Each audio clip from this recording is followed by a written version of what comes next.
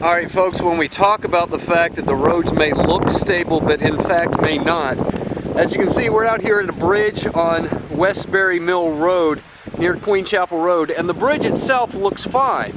There's no water on it and it looks clear, but if you come around to the side we can clearly see that right there the road has become just a fine layer and is ready to fall through at any time.